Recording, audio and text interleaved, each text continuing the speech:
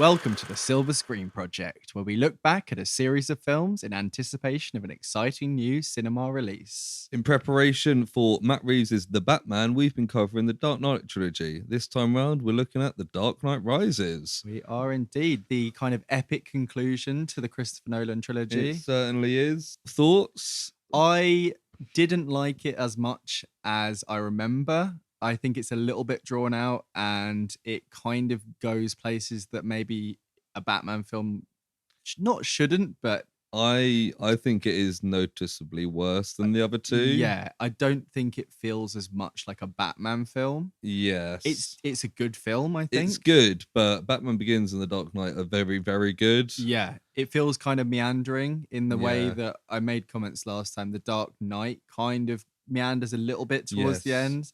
This is the same throughout, My unfortunately. brother has recently also watched back this trilogy and Yes. believes this is the best one. Right, okay. He's yeah. wrong. I mean, it does have that. The stakes are raised, but Yeah. it's to the point where they're in the third act, they're like, let's get the president on the line. I'm like, it doesn't really. It gets a bit silly. It is very silly, but it has some good parts. The villains, Bane. I think Bane's great. Obviously, quite a reimagining from previous. Yeah, not versions. super comic book accurate, but it's not a complaint really. Yeah, at all. and the Batman we've seen in live action has always been quite different. Yeah. More of like a dumb brute than The Bane, yeah. than the planning Tom Hardy Bane we see. I mean, the intro scene, having now seen Tenet, feels very like a kind of Tenet scene. We've actually got a Project alumni in there because Joseph Gordon-Levitt. no, but yes. Oh, and What's he called?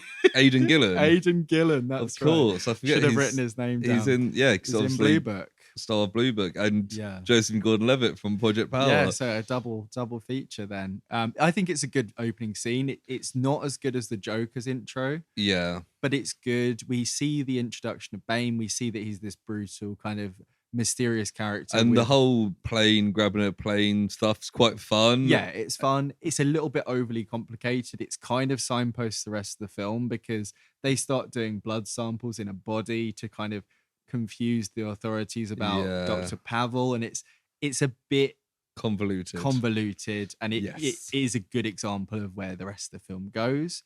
But I like how he's just like super brutal throughout the film. Yeah. He's killing his men for no reason. We find out that they're finding people washed up under that sewer regularly, which means he's regularly just throwing people down that same hole. Yeah. Which is quite funny. The voice, what do you think about the Bane voice? Like, it's a little bit silly, but I do like it. I think it works. And it's had, funnily enough, I think it's had the most cultural impact out of anything in this film. Yeah, people still do the Bane voice. Even so much as, did you watch the Harley Quinn animated series? No. So it's comic book accurate Bane, but he's got the Bane voice from this film, which is really funny. Joe, even obviously it was Amy's birthday not too long ago. And you had some friends here. Yeah. One of our friends said, I've got a really good Bane impression. And did I don't remember that. David, who's been on the show. He does have a good Bane voice. The fact that, nearly 10 years later, people are still doing impression of Bane. So, yeah, it has got a cultural impact, that voice. Yeah. The other notable, villain, anti-hero towards the end is Catwoman. Selena Kyle, what do you think of Catwoman in this? Yeah, I think Anna Hathaway's pretty good. I think she's well cast. She does the mannerisms well. Yeah. There's a scene, the first scene you see her, she's pretending to be a maid. And then as soon as she's kind of caught out, she switches. Yeah. And she's got these kind of cat-like mannerisms. She's very kind of, she's got these swaying head movements and she's kind of slinky and like ballet dancer-ish. Her switch from like the maid to Catwoman is almost reminiscent to Batman and Bruce Wayne, where she's good at pretending to be someone she's supposed to be. That's right. And I mean, Anne Hathaway is, everyone knows, is a good actress. She's won awards. She's, putting good performances around the houses. But yeah, she's good. I think that the outfit is good for that universe with the goggles that go up to the ears and that sort of thing. I don't think that she's used massively effectively in this film. They could have done this film without her. Yes. But I do like how with her and Bane, And then we see Scarecrow later, who we can talk about. There's a lot of kind of comic book feel in a weirdly un-comic book world. The continuity of not being standalone, but actually this is a continuous world. Yeah. With, as you say, Scarecrow coming back, which I believe was originally going to be Joker in that role, but because of Heath Ledger's I think death. a lot of this does feel like, what can we do without Joker? Yeah. And I like how they bring back the League of Shadows, and we get even a cameo from Liam Neeson, which is like a kind of vision kind of thing. Yeah. It's almost their way of doing the immortality thing. Yeah. The other Selena Kyle bit, when she's doing the speech at the masked ball, and she's talking about there's a tide coming, a storm coming, all this stuff. Yes. It's good. It's intense. Yeah, it keeps you like hooked. Yeah. The other significant character introduced into this is Joseph Gordon-Levitt playing Robin, although it's not revealed to be Robin until the end. Yeah, I really don't like the fact that he's Robin. No, I like Joseph Gordon-Levitt in this. I think he's fine. I didn't really like him, to be honest. But the reveal of Robin was considering there was never going to be another film of this. I just wish, I know this is more for like, for the fans, but I just wish they'd been like, your name is Dick Grayson rather than Robin, because it doesn't even make sense. Like the Robins aren't called Robin. I know that's such a nitpick. Imagine if like we had a superhero alter ego and we were just called Sam and Lewis. Yeah. Like people would probably put 2 and 2 together. It's so silly. But I mean, I think he's a decent character, and I like how a lot of it is just him and Jim Gordon in hospital, and they're just doing all the cop stuff. Yeah, he's like his man in the office or whatever. Jim Gordon, and they're just the only cops who are any good. And the rest of them all get kidnapped and end they up in all the sewers. Thousands of them all walk into the sewers at once, which is just it's probably my biggest gripe with the whole film. It wasn't even in my top noted gripes. The fact that all the police are at work is kind of weird. None of them had a day off or anything. Yeah, although it turns out that there's a handful that weren't there, but literally like a handful, like 10 of them. Yeah, that there is silly bits in this, but I think a lot of them like the pit. Right, I like the pit. It doesn't make any sense. It's very silly, and but it's quite comic booky though. Yeah. It's very like, where's the pit? Who's guarding the pit? Yeah. He could just walk out the pit. Who's putting food in? Yeah. The rope at the top of the pit. It's very silly. The rope that could blow in. Yeah. But I do like the pit stuff. And it has like the backstory to Bane, which is interesting. And ties into Ra's al Ghul. But I think that kind of summarizes the film in a lot of way to me, in that I liked it even though it's over the top and silly and dumb. Absolutely. I think I still really enjoyed it. And I think it is a good ending. And I think the way it ends does wrap things up well. Yeah. I did always like the reveal to Gordon that he's Bruce Wayne. Yeah. Even though it's subtle, you can tell they all figure it out. I like that. Even with Rachel in the first one, in Batman Begins, he does the same thing where he subtly mentions something that he might as well just tell them. It's almost like it's like one little test to be like, if you're smart enough, you'll guess it. It's like, what are you, Batman or the fucking Riddler? Another bit I did enjoy is that the period of the film where Bane has control of Gotham, he's going around with the tanks and stuff. It's quite interesting to see, and it's all cut off from the rest of the world. It doesn't make any sense because this is in America, like the biggest military in the world. I think it's loosely based on, it's No Man's Land, which is a similar kind of plot. Yeah, but it is quite fun to see in like all the kind of underground operations and stuff. I like the scene where Batman returns for the first time in 8 years, and the old policeman's like, you're in for a treat tonight, kid, and all that. It's very cool. Yeah, it's good fun. The stadium scene with Bane, which was the trailer. It's like the weird IMAX trailer they with released the American footballer running with the pitch collapsing behind him, which is so silly, but he doesn't seem to notice until he stops running. Yeah, and it stops collapsing just behind him when he stops. Perfect. And Bane's like, what a lovely voice. I was wondering if we'd make it through this video without one of us doing the Bane voice. I think it's, that's a lovely, lovely voice. Another bit that I thought was really dumb is early on when Bane does the bank heist and it makes Bruce Wayne bankrupt. Yeah. Like, that would never happen. Well, they say, I think Lucius Fox is like, in the long term, we might be able to prove fraud, but for now, you're broke. It doesn't make any sense. And the thing is, when they do the funeral, the will reading, they're like, because of those investments, there's not much to speak of. It's just like the the physical things like the manor and stuff like that. Yeah. It's like, so they just stopped the fraud investigation because he died? Like, It's people still have stakes, there's livelihoods on the line. Yeah, like he's literally billions and billions of dollars. And because we saw that Bane did all the stuff after and he was at the bank, they could put it together, surely. Yeah, and like I think like if you've got money in a bank and somebody robs the bank, you don't lose that money. No. I know it's different because it's like stocks and stuff. But they could prove fraud. But it's still Bruce Wayne could be like, I obviously didn't send this guy $6 billion.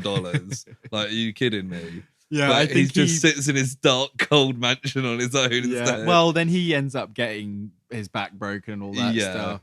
And they have that weird prison medicine where they just hang him up until his back fixes. Yeah. I guess it wasn't broken, it was just badly dislocated. And I feel like, because if you make that jump in the pit and fall, that's going to fuck your back up, right? I was watching it with Amy and we were saying, make some sort of harness. Yeah. Do some sort of rope. Just round the waist. That would kill you. Yeah.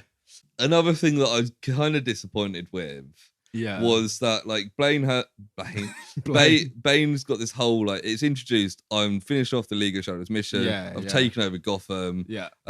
If you don't let me do it, I'm going to blow it up. And he's just ruling Gotham. And then it's revealed actually that's not his plan. He was just going to blow it up because he's in love. And and then as soon as Talia al Ghul is revealed, Miranda Tate, I think she's called.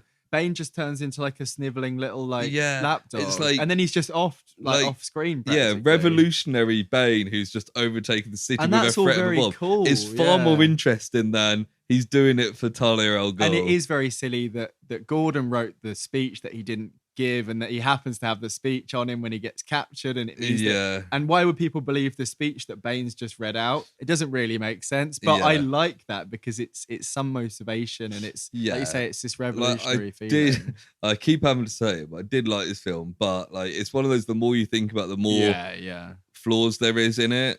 Like the war where Batman's just leading the cops doesn't make any sense. None of them have guns, they're all just running, or maybe some of them have pistols, but they just run into like the battle. It feels like trench warfare. And like it's also the thing, like he's Batman, so you don't really care, but they've like got rid of all the bridges around Gotham. Nobody can get in Gotham, but then Batman just appears in Gotham. He's just Batman. And it's like, he's just Batman, but this is meant to be like a gritty, realistic universe. And I feel like with Bane, he doesn't learn a lesson from the first time he fights him to the second time. No. Because the first time he uses smoke bombs like once, and it's like, you should be using your tricks. You shouldn't be fighting this guy who's clearly bigger and tougher than you. And then the second time, all he does different is just punch his mask a few times. Like, I feel like they could have done, maybe lean into the fact that you are the Batman and hide around. And use like gadgets and stuff. Batman uses gadgets. He doesn't really use gadgets in this. In the one part that he uses the smoke bombs, Bane just takes the piss and is like, oh, theatricality, that's for like noobs, basically. And then he hides in the darkness, and they have the good line from Bane about being born in the darkness. You think darkness is your ally?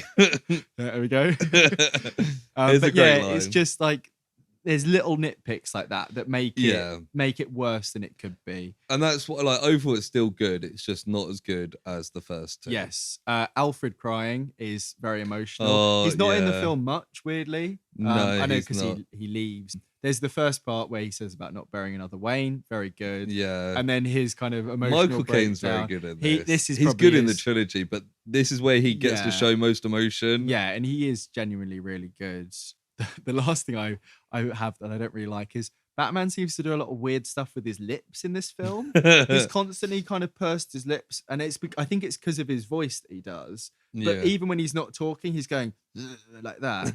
You can see that, Lewis. But the audience, will just have to imagine kind of a man with his lips part open, kind of baring his teeth, but in not a very threatening way. Yeah. Very strange choice on Christian Bale's part. Don't like it. No. Trying to think of what else I actually do like about this, because there is good bits in this. Like, it is mostly a good film. Like it's easy to take the piss out of. The fake out with the bomb over the river is believable. You generally believe Batman's died first time. Then when you see him at the end, even though they've kind of done a fake out, I did like that because it's... Yeah, but they lay enough groundwork. They say the pearls are missing. They say the autopilot was fixed 6 months ago. It all works. It's still kind of open-ended enough. It's quite nice to see that Bruce Wayne's just kind of like retired. Yeah, he's got the ending that he deserved. But like, is he meant to not be Bruce Wayne anymore? Is he hiding? Because people would recognize Bruce Wayne. And right? Also, they put up a statue of Batman. And then is Joseph Gordon-Levitt just going to be Batman again? Yeah. Because I'm sure he's going to have to be a different, like a Nightwing or whatever. Yeah. Because otherwise they'll go, oh, well, we just put up the statue of Batman who saved the day and sacrificed himself, but he's back. Doesn't have quite the same impact. But we don't know because it's revealed that he's Robin in literally the last 5 minutes of the film. Yeah, but it's going to be, I'm Robin. Everyone go, oh, isn't that John Blake's real name? Yeah. Did you have any trivia bits? I've got one actually, which is related to Robin, and I actually saved it from last episode. In the original script, or one draft of the script for Dark Knight, it was going to be revealed that Rachel Dawes had a brother called Robin, or was Dick Grayson or Dick Dawes, which is a terrible name. That's a terrible idea. Apparently, Dick Grayson wasn't explicitly mentioned, but it was a reference. Oh, she was referenced to be related to the Grayson family, but Nolan took it out because he didn't have plans to use Robin in his trilogy. So I guess this was his way of appeasing the fans there. Yeah, he could, like, Robin doesn't need to be in the Batman films. No, but that's what I've got for that. You got anything interesting? So I've got a couple of bits that are kind of trivia for the trilogy as a whole. Yeah, cool. Which perfect for this is a third of the trilogy. Rounding it up. In each movie, it starts with the main villain disguising themselves as one of his own henchmen. Right. And then becoming the villain. So Ra's al Ghul pretends to be Ducard. Right. With Ken Watanabe pretending to be Ra's al Ghul. Yeah. Joker is wearing a clown mask. He does the robbery. And Bane is wearing the bag pretending not to be Bane. So in all three films, it starts with the villain pretending not to be the villain. Nice bit of continuity there. And then in all three films, either a friend or associate of Batman or Bruce Wayne turns out to be a villain. Right. So Ra's al Ghul is a friend at the start, is the villain.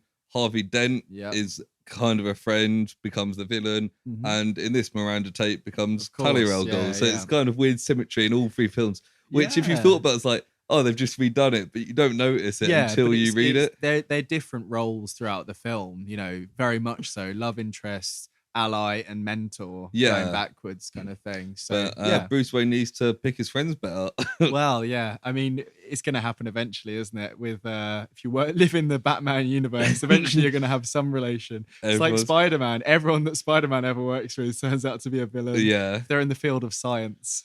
To fall into a pit of eels. Yes. But final question. With Matt Reeves' The Batman coming up soon, are you more or less hyped having watched The Dark Knight Rises? I mean, I feel like this film didn't make me more hyped, but I'm not less hyped. Proj yes or proj no? There's no proj maybe. So I'm proj yes, but I don't think this film particularly helps that. I would say this film didn't make me more hyped. I'd say proj no. Okay, so if we're doing that, proj no.